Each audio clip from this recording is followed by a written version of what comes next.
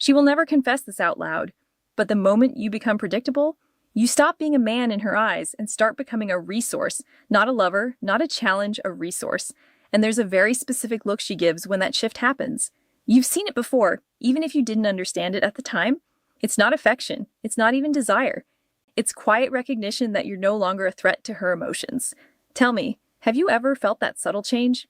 When her replies get shorter, her tone gets flatter, and somehow you're the one trying harder than ever. You think you're building connection? In reality, you're removing the very tension that made her feel anything in the first place. Most men are taught the same script. Be consistent. Be available. Be safe. But here's the uncomfortable truth. No one tells you. Constant safety doesn't create desire, it numbs it. And this is where everything flips. Because centuries ago, Niccolò Machiavelli observed something most men today are too afraid to accept. The man who tries to be loved at all times ends up losing both love and respect. The same principle applies in attraction. The more you try to please her, the less she feels you. So in this video, I'm not giving you another recycled tactic or some cheap psychological trick. I'm going to show you something far more dangerous. Something that once you understand it, will completely change how she responds to you. A concept Machiavelli called crudel tabanus, well-used cruelty. Not cruelty in the way you think, but a controlled, deliberate tension that triggers something deep in her biology. You're going to understand why unpredictability is addictive, why certainty kills attraction, and how the same psychological mechanism used in casinos can quietly take hold of her emotions. And more importantly, why your kindness might be the very thing pushing her away. So, let me ask you one thing before we go further. Are you willing to stop being the man she feels safe ignoring and become the one she can't quite figure out?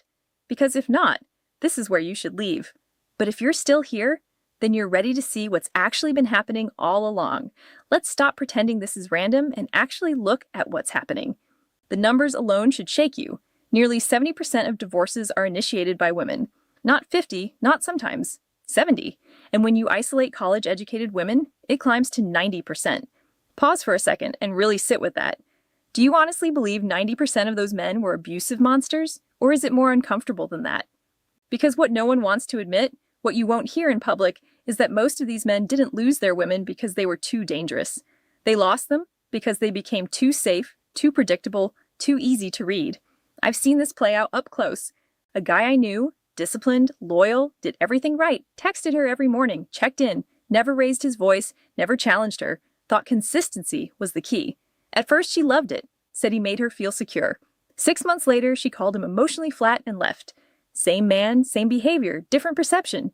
That's the part that messes with your head because attraction isn't built on logic, it's built on tension. And biologically, once something becomes guaranteed, the brain switches off. This isn't philosophy, this is wiring. Dopamine spikes when something is uncertain, not when it's scheduled like a morning alarm. So when you send that exact same good morning text at 8 a.m. every single day, you think you're building comfort. What you're actually doing is training her nervous system to stop reacting to you. You become predictable, then familiar, then invisible, like a chair in the room. Useful always there, but never desired. And here's where it gets darker. The modern man has been conditioned to avoid friction at all costs. He tiptoes, he filters himself. He treats her like she's fragile, like one wrong word will make her disappear. So he agrees. Even when he disagrees, he laughs. When something isn't funny, he lets things slide that shouldn't. And slowly, without realizing it, he empties himself out. No edge, no resistance, no presence, just compliance. But nature doesn't tolerate a vacuum like that. If you don't bring tension into the dynamic, she will. Not consciously, not maliciously, but instinctively, she'll start little arguments over nothing. Push your buttons, say things she knows will get a reaction, maybe even flirt with another guy right in front of you. And you sit there thinking, why is she acting like this? She's not crazy. She's testing if there's anything solid left in you. She's looking for a boundary, for resistance, for a man who doesn't fold under pressure. Because without that, there's nothing to feel. And this is where most men completely misunderstand power. When Machiavelli said it's better to be feared than loved if you can't be both, he wasn't talking about intimidation. He was talking about consequence, about presence, about being the kind of man who doesn't need anyone but is chosen anyway. Fear in this context is simple.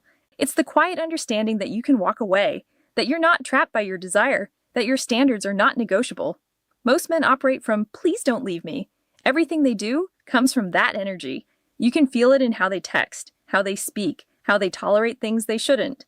But the man who actually shifts the dynamic, he moves differently. He's not asking her to stay, he's watching to see if she deserves to.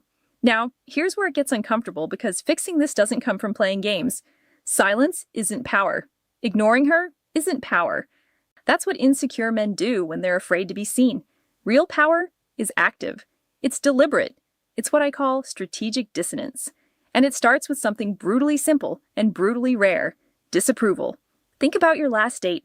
Be honest. She said something you didn't fully respect. Maybe it was dismissive, maybe arrogant, maybe just off. What did you do? You smiled, nodded, changed the subject, kept the vibe smooth. You told yourself it wasn't worth the friction, but what you actually did was betray your own frame in real time. And she felt it, not consciously, but instinctively. Because a woman measures a man by one thing above all else: his ability to hold his ground when there's pressure to fold. When you agree with everything she says, you're not being easygoing.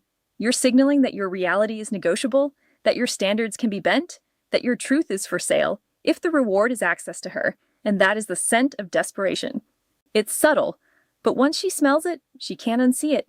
And no amount of effort, attention, or being nice will ever wash it off. Here's where the shift happens, and most men won't do it because it requires something they've spent years avoiding. You have to stop being a source of attention and become a source of judgment. Let that land for a second. Most men orbit her. They validate. They entertain. They reassure. They are emotional servants dressed up as good guys. You're going to do the opposite. When she shows low-value behavior, pettiness, disrespect, lateness, manipulation, you don't laugh it off. You don't ignore it. And you definitely don't go silent like a sulking child. You address it calmly, directly, without emotion. I didn't like how you spoke to him. That was unattractive. No anger, no lecture, no performance, just a statement. Clean, cold, final. And if you're honest, even reading that makes something in you tighten because you've never done it. You felt it? Sure. That moment where she says something off, disrespect someone, test you in a subtle way, and you feel it in your chest, but then your brain kicks in. Don't ruin the vibe. Don't make it awkward. She might lose interest. So, you swallow it. You smile, you betray yourself in real time, and she feels that every time. Now imagine the opposite. Imagine she says something out of line, and instead of folding, you hold eye contact and say exactly what you think without raising your voice, without needing her approval. Do you understand how rare that is? Do you understand what that does to her nervous system? Because for years she's been surrounded by men who clap for her mediocrity, men who laugh at jokes that aren't funny, men who apologize when she's late, men who are so afraid to lose her, they never risk telling the truth. And then you show up unimpressed, unaffected. You don't hate her. You don't worship her. You observe her. And suddenly the game flips. Unaffected, you don't hate her. You don't worship her. You observe her, and suddenly the game flips. You're no longer trying to qualify for her. She's trying to qualify for you. That's the core of what Machiavelli called well-used cruelty. It stings. It hits her ego. But it anchors respect because now she knows something dangerous about you. She can't coast. She can't run autopilot. With you, she actually has to show up as her best self. And here's the part no one says out loud. People don't fall in love with who gives them the most. They fall in love with who they have to earn. Let me make this even clearer. Think about the last time you were hooked on something. Could be a girl, could be your phone, could be social media. You didn't get addicted because it was consistent. You got addicted because it was unpredictable. Sometimes you got the hit, sometimes you didn't. And that uncertainty kept you locked in. There's an old experiment. Rats in a box with a lever. When the reward was guaranteed, they got bored. When there was no reward, they stopped. But when the reward was random, they became obsessed, pressed the lever endlessly, ignored everything else. That's not a rat problem. That's a human blueprint. And right now, most men are operating like a broken vending machine that always works. She texts, you reply instantly. She asks, you deliver. She shows up. You reward her every single time. There's no tension, no uncertainty, no reason for her brain to stay engaged. You're predictable. And predictable men don't get chased. They get managed, used, eventually replaced. So, if you want to flip the dynamic, you need to become something she can't fully read. Not unstable, not fake, but selective, controlled. Your validation is no longer automatic, it's earned. And more importantly, it's inconsistent. Sometimes you reply in minutes. Sometimes you take hours. Sometimes you don't text back. You call. Sometimes you're warm. Sometimes you're distant. Not randomly, but deliberately. You break the pattern, and the moment the pattern breaks, her attention spikes. She starts checking her phone, rereading your messages, wondering what you're doing, who you're with, why you didn't respond the way you normally do. That tension, that slight anxiety, that's not a problem. That's the spark. That's where desire starts breathing again, too. The withheld compliment. This one messes with men the most because it goes against everything you've been conditioned to do. She spends 2 hours getting ready, hair done, makeup perfect, outfit calculated down to the smallest detail. She walks in, and she already knows she looks good. You can see it in the way she moves, the way she scans your reaction. And what do most men do? They fold instantly. Wow, you look amazing. You're stunning. You're perfect. They hand over validation before she's even earned a second of it. You've done it. Don't lie to yourself. Now imagine you don't. You look at her, hold eye contact, give a slight smile, and say nothing. You talk about the place, the music, something random. And for a split second, just a second, you'll catch it. That flicker in her eyes, confusion, because the script didn't play out the way she expected. And now her brain starts working. Wait, why didn't he say anything? Does he not like it? Did I overdo it? You've just pulled her out of autopilot. Then 3 days later, she's in sweatpants, hair messy, no effort. That version of her, she doesn't even think about. You look at her and say calmly, "You look good like this. Better, actually." And now it hits. Because it wasn't expected. It wasn't requested. It wasn't part of a performance. It felt real. That's the difference most men will never understand. A compliment when expected feels like payment. A compliment when it's not expected feels like truth. And people don't get addicted to payment. They get addicted to truth they didn't see coming. 3. The sudden withdrawal. This is where you separate yourself completely. You're with her. Conversation is flowing. She's laughing, touching you more, leaning in. Everything is clicking, and this is where the average guy loses because he gets greedy. He feels the high and he wants to stretch it, milk it, stay longer, talk more, push it until the energy slowly dies. You've done this too. Stayed just a bit too long, sent one message too many, and you felt it shift. That subtle drop. That's where attraction leaks out. The man who understands this leaves at the peak, right when it's at a 10, right when she's most engaged, right when she's thinking, this is actually good. You cut it. I've got to run early, start tomorrow. No hesitation, no apology, and you leave. Now think about what happens after she goes home. And instead of closure, she's left with an open loop. That conversation is still alive in her head. She replays it. The moments, the tone, the way you looked at her, and the fact that you left before it faded. That's what stays. That's what hooks. You're not chasing her attention anymore. You're living inside it, and you didn't even try. Now let's address what's already forming in your head. This feels manipulative. Isn't this dark? Good. That discomfort you feel, that's the part of you that's been conditioned to be harmless, to be agreeable, to be easy to control. So, let me ask you something honestly. Is it noble to be the guy she walks over? Is it virtuous to sit there and pretend she's perfect when she's acting out of line? Is it good to bore her into emotional numbness because you're too afraid to disrupt anything? Or is that just weakness dressed up as morality? Because here's the truth. Most men avoid. Women don't respond to softness alone. They respond to direction, to structure, to a man who knows exactly what he tolerates and what he doesn't.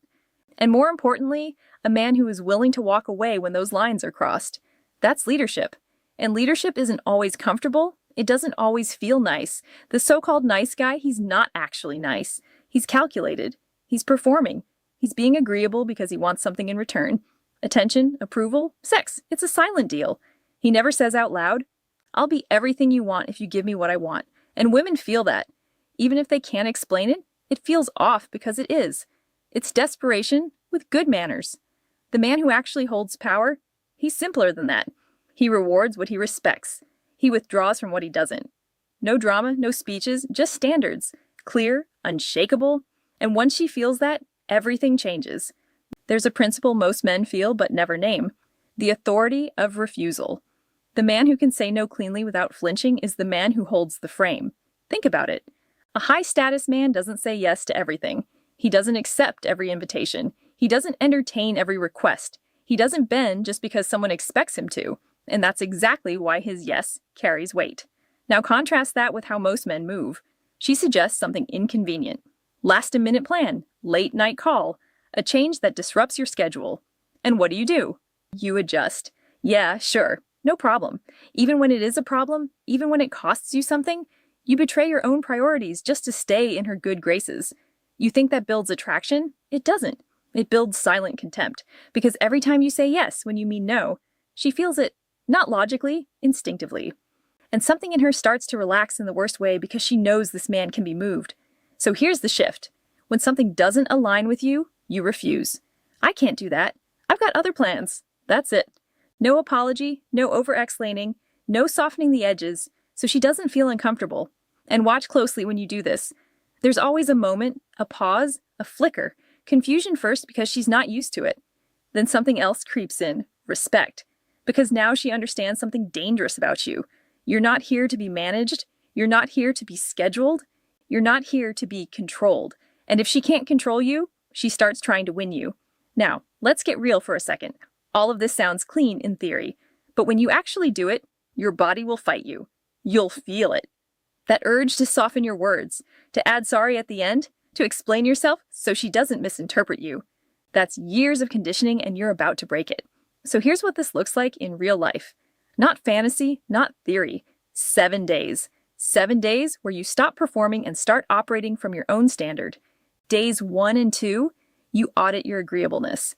Pay attention to how often you nod, how often you laugh at things that aren't funny, how often you say, yeah, just to keep things smooth. It's embarrassing when you catch it. That automatic smile, that nervous chuckle, that little head nod when you don't even agree. Cut it. Let there be silence. Look at her, and don't rush to fill the space. If she asks you something you don't want to answer, why didn't you text me back? Don't start explaining your entire day like you're on trial. I was busy, then redirect. So tell me about that thing you mentioned earlier. You're not rude, you're just not submitting. Days 3 and 4. This is where most men fold, because now you're going to introduce friction. Find one thing, something real. Maybe she interrupts you. Maybe she checks her phone while you're speaking. Maybe she makes a dismissive comment. And instead of ignoring it, you address it. Put the phone away when I'm talking to you. Say it calmly, flat tone, hold eye contact. And this is the moment. She might push back, roll her eyes, get defensive, test you. This is where your old self wants to retreat. Relax. It's not a big deal. No, hold it. No anger, no escalation, just presence. And when she adjusts, when she actually respects it, that's when you switch. You soften, you reward it, you show warm. Now she starts connecting something powerful. Respect unlocks your good side. Disrespect shuts it down. That's conditioning. And it works faster than you think. Days 5 to 7, now you destabilize the pattern. You stop being predictable. You don't initiate for a full day. When she texts, you don't jump instantly. Sometimes you reply quickly. Sometimes you take hours. Sometimes you send a voice note instead of a text. You change the rhythm, and then you do something most men are terrified of. You cancel a plan, not as a game, because something actually matters more. Something came up. I can't make it tonight. Let's do next week. And then you watch. Not what she says, how she reacts. Does she respect your time, or does she get entitled? Does she try to guilt you, or does she lean in more? That reaction will tell you everything you need to know. Now, here's the truth. Most people won't say out loud. The reason the bad boy archetype exists in every culture isn't because women love chaos. It's because he's the only one who isn't afraid to lose her. He doesn't orbit her. He doesn't reshape himself to fit her expectations. He has a direction, a mission, a life that doesn't revolve around her presence. And because of that, she feels something she can't explain. If you bend for her, she knows another man can bend you too. And if another man can bend you, you're not solid. You're not reliable under pressure. You're not the man who stands when things get difficult. But if you hold your ground even against her, she knows you'll hold it against the world. And that's where attraction turns into something deeper. Now, here's the trap, the one that catches almost everyone. This works, and when it starts working, it works fast. She texts more, calls more, touches you differently, looks at you differently, and then comes the question, what are we? And this is where you're going to feel the urge to relax, to drop the frame, to go back to being the version of you that seeks approval. Because now you think you've won. This is where most men lose everything. Because the moment you revert, she feels it instantly, that shift, that inconsistency. And now the man she was drawn to disappears, replaced by the version she was never attracted to in the first place. And the rejection you feel after that, it's heavier, sharper. Because now she's not rejecting who you were.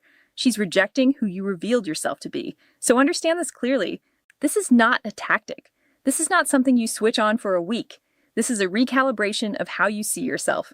Your time matters. Your energy matters. Your standards are not flexible based on who's in front of you. And most importantly, you are not here to be fully consumed. There has to be a gap between who you are and what she can access. Because that gap, that space she can't fully close, that's where desire lives. The moment she fully understands you, fully predicts you, fully owns your time and attention, the tension dies. So keep something for yourself, not in a dishonest way, but in a sovereign way. Your ambitions, your struggles, parts of your life she doesn't get full access to. You don't hide. You just don't hand everything over. Be grounded, unmoved like a mountain. She can climb you, she can explore you, but she will never control you. And that's exactly why she won't be able to let you go. Before we close, I need to warn you about something most men aren't prepared for. Because the moment you start changing, the moment you stop playing the role she's used to, things don't get smoother, they get worse. There's a term for it in psychology, the extinction burst, and it's exactly what it sounds like. When you stop feeding a behavior, it doesn't disappear quietly, it spikes. It fights back. So when you stop being the agreeable one, when you stop over-explaining, over-giving, over-tolerating, don't expect applause. Expect resistance. She might get colder, then suddenly more emotional. She might say, "You've changed." She might accuse you of not caring anymore. Maybe even throw something sharper. Maybe we shouldn't see each other. And right there, that moment, that's where most men collapse because it hits something deep. That fear of loss, that voice in your head saying, "Fix it, soften it, don't lose her." So you backtrack, you apologize. You return to the version of you she could control. And just like that, everything you built disappears because you confirm something to her.